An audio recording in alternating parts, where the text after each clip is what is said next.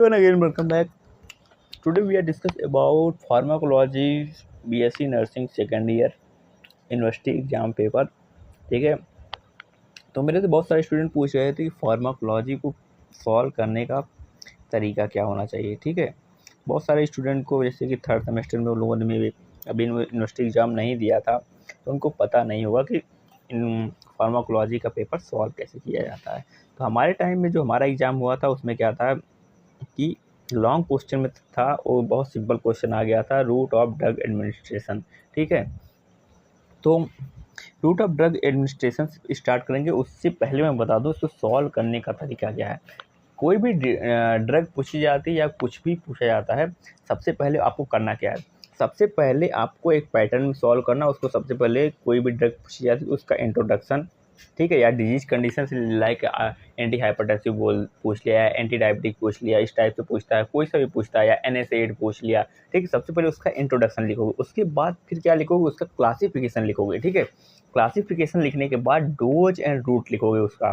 ठीक है, उसके बाद तुमको लिखना है इंडिकेशन।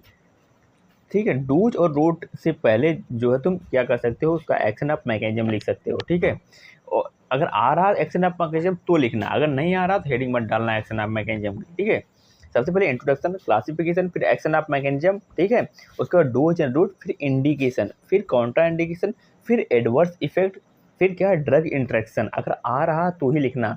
फिर उसके बाद नर्सिंग रिस्पॉन्सिबिलिटी तो मैंडेटरी हो जाती है, नर्सिंग रिस्पॉन्सिबिलिटी तुमको लिखना ही लिखना।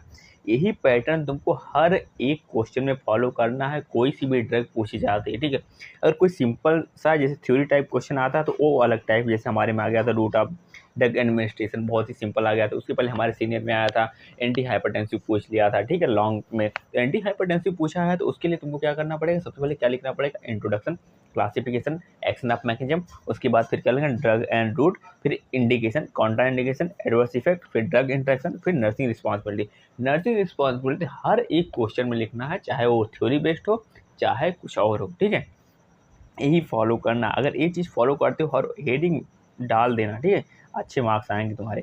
ठीक है, इसके बाद क्या है, जो हमारा क्वेश्चन था रूट ऑफ ड्रग एडमिनिस्ट्रेशन, बहुत सारे स्टूडेंट को ये भी नहीं पता होगा रूट ऑफ ड्रग एडमिनिस्ट्रेशन। ठीक है, लोकल है, उसके बाद सिस्टमिक। लोकल को फिर 3 पार्ट में डिवाइड किया है, ट्रॉपिकल, इंट्रा आर्टिकुलर, फिर इनका है इंट्राथिकल, फिर सिस्टमिक में 2 पार्ट में डिवाइड था।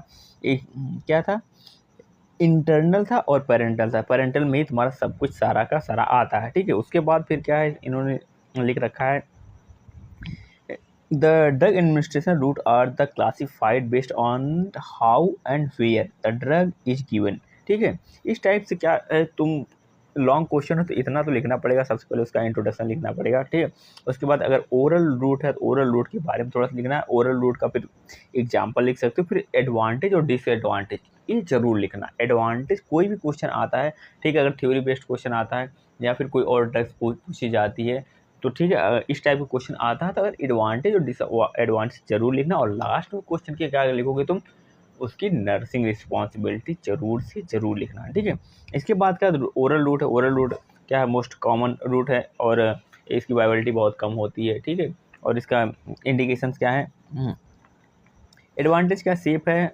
और कोई मतलब इंसीजन नहीं है, कोई प्रिक नहीं है, कोई पेन नहीं है, डायरेक्टली देते हैं, टैबलेट देते हैं, कैप्सूल देते हैं। फिर डिसएडवांटेज क्या है कि इसका मतलब वायबिलिटी बहुत कम हो जाती है और काफ़ी टाइम लगता है इसको रिएक्ट करने में। ठीक है, तो कई सारी चीज़ें हैं।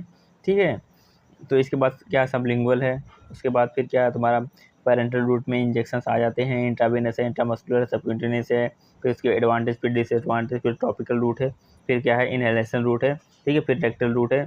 फिर उसके बाद क्या है, सेकंड इसी में क्वेश्चन था फर्स्ट वाले में, list of the parenteral route of the drug administration. ठीक है, तो अगर लिस्ट की बात आती है तो उसको लिखने के बाद जो जो कोई सा भी क्वेश्चन आता है इन लिस्ट में, ठीक है, तो उसके बाद हर एक एक पॉइंट को क्या है, उस ऑप्शन को एक्सप्लेन करना जरूरी होता है लिस्ट में। ठीक है, चाहे वो 5 नंबर का क्वेश्चन हो चाहे 2 नंबर का हो, अगर इन लिस्ट की बात आती है उसमें तो क्या करना होगा, तुमको एक्सप्लेन करना पड़ेगा। ठीक है, इसके बाद फिर क्या हमारे में क्वेश्चन आया था, जो AC वाला है, right role of the nurse. एक ये तो एक ही क्वेश्चन लॉन्ग वाले क्वेश्चन में आ गया था, तुम्हारा पहले रूट ऑफ ड्रग एडमिनिस्ट्रेशन, फिर क्या in list of the parental role, फिर उसके बाद क्या है role and responsibility of the nursing. Role of responsibility अगर पूछी आती तो भी लिखना, अगर नहीं पूछी आती तो भी लिखना है, लिखना तो लिखना पड़ेगा, ठीक है, क्योंकि सबसे ज़्यादा मार्क्स जो है यही पॉइंट गेन करवाता है, क्योंकि तुम नर्सिंग कर रहे हो, ठीक है।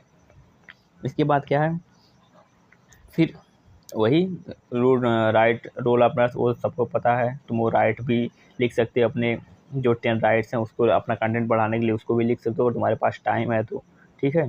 इतना टाइम तो रहता है, लिखो के डॉक्यूमेंटेशन सारी चीज़ें। फिर क्या शॉर्ट नोट टाइप का, देखो एक ओरल हाइपोग्लाइसेमिक, अब ओरल हाइपोग्लाइसेमिक आया इसमें, ठीक है, शॉर्ट नोट में।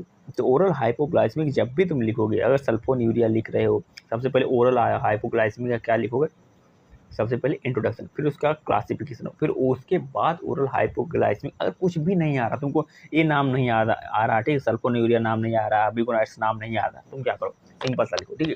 सबसे पहले इंट्रोडक्शन, फिर उसका क्लासिफिकेशन, 2-3 आ रहा क्लासिफिकेशन 2-3 ही लिख दो, ठीक है। एक फ्लो चार्ट तब मत बनाना, अगर तुमको नहीं आ रहा फ्लो चार्ट मत बनाना, क्योंकि कई बार ऐसा होता है भूल जाता है लास्ट टाइम में, ठीक है। फ्लो चार्ट मत बनाना, डायरेक्टली लिख देना एक नीचे एक नीचे। उसके बाद उसका action of mechanism, action of mechanism लगभग सेम ही होता है, ठीक है, लगभग 2-3 का कॉमन देख लो तो तुमको समझ में आ जाएगा, उसका सेम ही होता है, ठीक है। उसके बाद एक्शन ऑफ मैकेनिज्म लिखने के बाद फिर क्या लिखोगे, ड्रग एंड रूट उसका, फिर उसका एडवर्स इफेक्ट, फिर कॉन्ट्रा इंडिकेशन, फिर नर्सिंग रिस्पॉन्सिबिलिटी लिख देना, ठीक है। आराम से नहीं आ रहा है क्लासिफिकेशन, कोई बात नहीं, ये चीज़ें इतना तो तुमको हर ड्रग्स का क्या होता है कहीं ना कहीं सेम ही रहता है। इंट्रोडक्शन अब तो तुमको पता ओरल हाइपोग्लाइसेमिक क्यों है, हाइपोग्लाइसेमिक क्यों दे रहे हैं, मतलब ब्लड में ग्लूकोज का लेवल हाइपरग्लाइसेमिक है, नहीं हाइपोग्लाइसेमिक है, ब्लड में ग्लूकोज का लेवल कम हो रहा है, उसको बढ़ाने के लिए हम दे रहे हैं ना, ठीक है। तो अब तुमको ये पता है कि मतलब oral hypoglycaemic aid that drug used to the lower blood glucose level in patient which type 2 diabetes mellitus, ठीक है। These drugs are effective only when the pancreas is still producing some insulin, ठीक है। इतना तो आ रहा होगा ना, फिर क्लासिफिकेशन अगर पूछा आ रहा तो ठीक है, नहीं तो 2-3 का नाम तो याद ही रहता है, ठीक है। उसके बाद क्या रहता है सल्फोन्यूरिया, बिगोनाइट्स, फिर उसके बाद एक्शन ऑफ मैकेनिज्म, ठीक है। ऐसे लिख दो, नहीं भी आ रहा होगा लास्ट में मेडिसिन का नाम लिख दो, 1-2 मेटफॉर्मिन तो सबको याद ही रहता है, ठीक है। 1-2 ऐसे नाम लिख दो, अपने आप काम हो जाएगा, ठीक है। यहाँ देखो बिगोनाइट है, बिगोनाइट का थोड़ा सा एग्जाम्पल अगर आता तो ठीक है, नहीं तो उसी में ऐड कर दो, ठीक है। ऐसे कर सकते हो टीम। अगर जो पैटर्न मैंने बताया इस पैटर्न को अगर फॉलो करते हो तो अच्छा खासा मार्क्स गेन करोगे, पक्का मैं बता रहा हूँ, क्योंकि मैंने भी यही किया था, हर क्वेश्चन में यही पैटर्न फॉलो किया था, ठीक है। इसके अलावा जो है फार्माकोलॉजी का लगभग जो 3rd सेमेस्टर का पूरा फार्माकोलॉजी कंप्लीट हो गया, लास्ट कम्युनिकेबल वाला चैप्टर चल रहा है, ठीक है। इसके बाद क्या जो 4th सेमेस्टर है वो भी बहुत जल्द कंप्लीट हो जाएगा तुम्हारा, ठीक है। वहाँ से जाके पूरी की पूरी प्लेलिस्ट पढ़िए तुमको, वो जाके क्या करो तुम देख सकते हो, ठीक है। अगर अभी तक कुछ भी प्रिपरेशन नहीं किया था, प्रिपरेशन कर लो जाके, हम मेरे प्लेलिस्ट जाके चेक कर लेना, ठीक है, वहाँ पे मिल जाएगा। और ये जो तुम्हारा है क्या कहते हैं PDF है, तुमको टेलीग्राम चैनल पे मिल जाएगा, वहाँ से जाके डाउनलोड कर लेना, एक बार खुद से पढ़ लेना कैसे क्या लिखा हुआ है, ठीक है, वहाँ पे मिल जाएगा तुमको, ठीक है। और टेलीग्राम चैनल का लिंक तुमको डिस्क्रिप्शन में मिल जाएगा, वहाँ से जाके ज्वाइन कर लो, वहाँ पर तुमको प्रीवियस ईयर एग्जाम के तुम्हारे पेपर भी मिल जाएंगे, जाके देख लेना, ठीक है। MSN के भी पेपर पड़े हैं और फार्माकोलॉजी और पैथोजेनेटिक्स सारे के सारे पेपर तुमको मिल जाएंगे वहाँ से। अभी तक ज्वाइन नहीं किया तो ज्वाइन कर लो, ठीक है। चलो, इसमें कोई डाउट हो तो क्या कर सकते हो, डायरेक्टली कमेंट करके पूछ सकते हो मुझे, ठीक है। तो वीडियो पसंद आया तो प्लीज़ लाइक करना, और अभी तक चैनल को सब्सक्राइब नहीं किया सब्सक्राइब कर लो। मिलते हैं नेक्स्ट वीडियो में बहुत जल्द। Thank you.